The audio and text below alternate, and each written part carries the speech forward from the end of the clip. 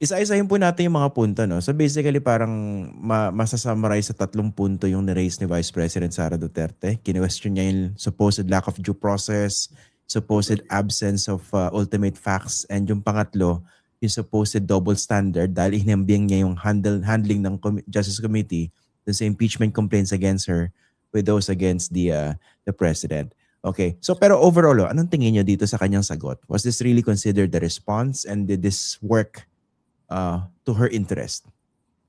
In my opinion, talagang mahina, weak yung sagot. Sapagkat kung ikaw ay sumasagot sa isang angal, dapat ang gagawin mo, papasinungalingan mo at sasabihin mo yung istorya mo. Yan ang proper way to do it. Kasi kung papasinungalingan mo lang, sasabihin mo lang, hindi totoo yan, anong totoo? 'Di ba? Kaya normally sa sagutan, pinapasinungalingan mo at sinasabi mo ang iyong istorya, narrative mo, ang sa tingin mo tunay na nangyari. Iyon ang nawawala. Yung pangalawang parte, iyon ang nawawala sa sagot ni Sara Duterte. Kaya overall, ang tingin ko mahina yung answer ad cautelam kasi she was hiding on behind the due process, tama yung sinabi mo, yung ultimate facts, at saka yung unequal treatment. Unahin na natin yung unequal treatment, Christian, ni unequal treatment daw between nangyari kay President at sa kanya. Para sa akin, totally irrelevant yon. Hindi ko na nga masyadong binasa yun eh. Kasi ibang istorya ng impeachment ni Presidente at ibang istorya ng impeachment ni Sara Duterte. Kahit nasabihin mo na unfair kasi iba ang pagtrato sa kanya, hindi mo naman pinasusunungalingan yung mga paratang sa'yo. Yun ang problema dun eh.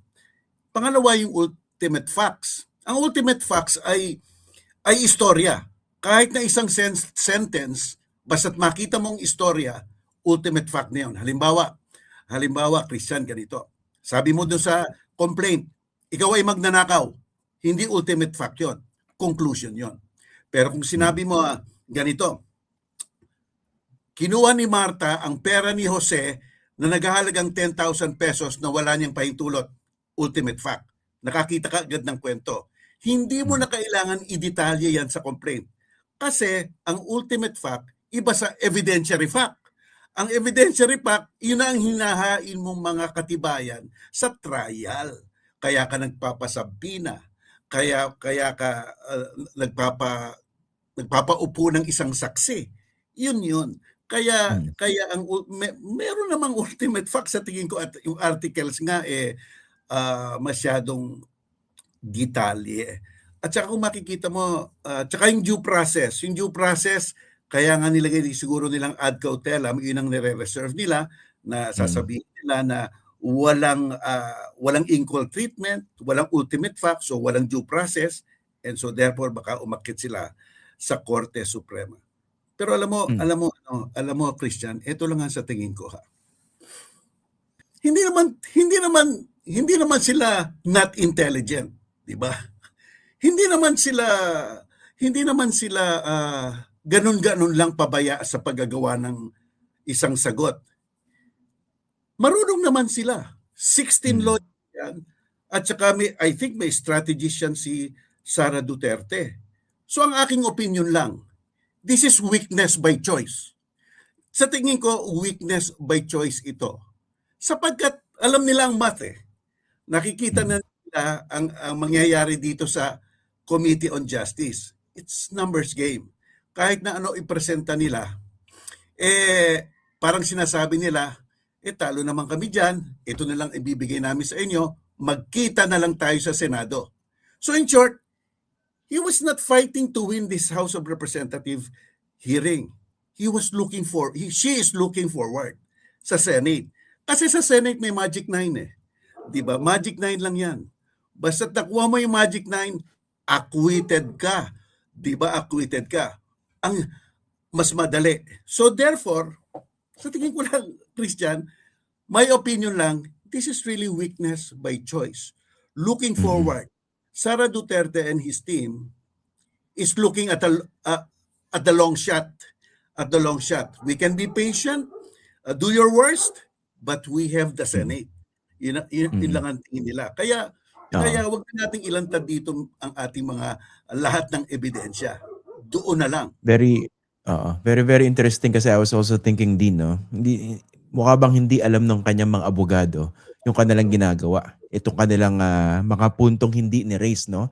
And, ang isa correct me if I'm wrong 'no, pero ang parang isang basa ko rin dito, they're not just looking forward to a Senate trial, or they may not even be looking forward to that. Baka Supreme Court na naman takbo nito. Kasi parang ganito rin po yung hilatsya nung kanilang sagot dun sa mga naunang impeachment complaints against her last year, hindi po ba? Totoo 'yan, totoo 'yan. Kaya ang dami nilang choices ngayon.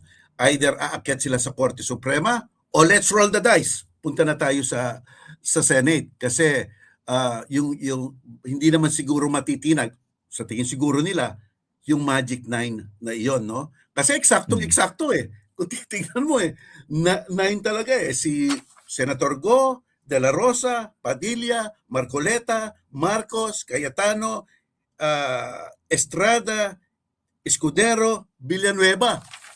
Siyam. Di ba? Ewan na lang natin kung may magbabagong isip dun sa siyam na yon, ano? Pero as of now, ang perception kasi ng mga tao, nahandoon na yon. Kaya sa nasabi niya, do your worst here. Sige, banatan nyo kami dito.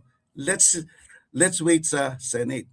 Pero alam mo, Christian, talagang tayo mga observers lang talaga tayo. We could just analyze Oo. Hindi na naman siguro tanga yung kabila. Oo, ang gagaling ng mga abogado niya Hindi rin naman tanga siguro yung, for lack of a better labeling, yung mga kampo ni Ontiveros. Halimbawa, sa kampo nila Ontiveros, Kiko Pangilinan, hindi naman siguro tanga rin sila. Siguro alam nila, talagang alam natin ang strategy nila, ipasok dito. So therefore, nag-iisip na rin sila. In short, baka alam rin nila pagdating dito sa Senate, medyo bitin tayo. Pero ano ang magagawa natin? I-drag na lang natin siya from the shadow of her weak answer ad cautelam into the limelight of a public hearing. 'Di ba? At sa public hearing, ilabas na natin lahat ni ultimong 1 centavo. Kahit na tumagal ito, basta't labas na natin lahat. So she might win an acquittal, but we win the moral victory looking forward to 2028. Ibig sabihin ko, para sa akin, ito, it's just looking to something in the future. 2028, ang magiging bakbakan dyan sa Senate. Accountability versus loyalty. Tingnan nyo naman, sasabihin siguro nila, tingnan nyo naman yung nangyari dyan. She was not declared innocent. She was protected by 9 people. So, alam mo, mafe-frame mo talaga Mafe-frame mo talaga yung sitwasyon And siguro ang strategy naman ng kabila, kalaban nila Sara Duterte, you might win an acquittal, but we will win the moral victory. At ang gagawin namin yung acquittal mo, it will be a political liability. At kung titignan mo lahat ng mga nangyayari, may nangyayari pa sa Hague. Di ba? Yeah. Meron pa nasa Hague. Meron pa dito. Talagang kung matalino ang kabila, yung kalaban nila, Sara Duterte, yan ang punto de vista nila. It's not anymore a fight for victory, a fight for impeachment, a fight for acquittal. Para sa kabila, it is the start of the deconstruction of the Duterte charisma or the Duterte survey. Diba? This is the start. Let's start it before 2028. And I would not really